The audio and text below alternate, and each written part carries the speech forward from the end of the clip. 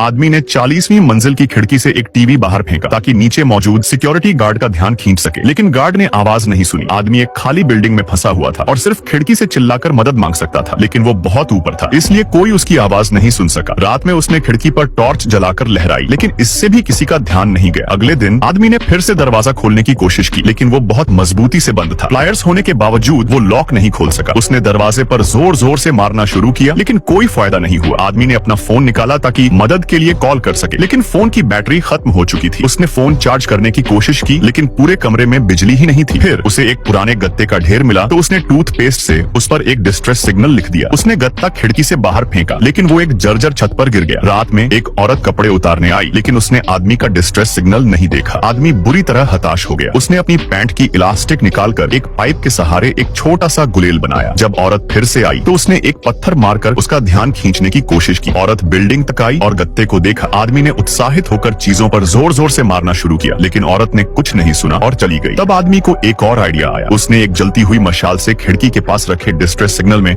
आग लगाने की कोशिश की ताकि लोग उसे देख सके, लेकिन जब आग ज्यादा फैलने लगी तो उसे कुछ गड़बड़ महसूस हुई। उसने तुरंत आग बुझा दी। अब तक आदमी बहुत प्यासा हो चुका था। वो बाथरूम में गया और दीवार से पानी की टंकी उतार ली, लेकिन उसमें पानी नहीं था। तभी अचानक तेज बारिश शुरू हो गई। आदमी ने पानी की टंकी को खिड़की पर लटका दिया ताकि बारिश का पानी इकट्ठा कर सके। उसने खिड़की से एक बैग भी बाहर टांग दिया, जिससे और ज्यादा पानी जमा हो सके। एक दिन आदमी ने शीशे में देखा कि 30वीं मंजिल की बालकनी में रेलिंग नहीं थी, तो उसने अपनी रेलिंग को चाकू से काटा, उसे लात मारकर गिराया और खिड़की से बाहर निकलकर नीचे चढ़ने लगा। लेकिन बालकनियों के बीच कोई टेक लगाने की जगह नहीं थी, तो उसे ऊपर की पत्थर की दीवार पकड़कर अपने पैरों से रास्ता तलाशना पड़ा। कुछ देर में वो 30वीं मंजिल तक पहुंच गया, लेकिन वहां आधी रेलिंग गायब थी। उसने अपनी बेल्ट को एक रॉड से बांधा और दूसरा सिरा अपने हाथ से कसकर पकड़ लिया। फिर धीरे धीरे रेलिंग पर कदम रखा, लेकिन उसे हैरानी हुई जब देखा कि इस मंजिल की पूरी बालकनी ही हटा दी गई थी। अब उसे दीवार पकड़कर सावधानी से चलते हुए आगे बढ़ना पड़ा और एक मोड़ पर वो फिसलते फिसलते बचा। वो धीरे धीरे चलता रहा और आखिरकार बालकनी तक पहुंच गया। उसने बालकनी के शीशे के दरवाजे को जोर से लात मारकर तोड़ दिया, फिर कमरे का दरवाजा खोला और आखिरकार बिल्डिंग से बाहर निकला।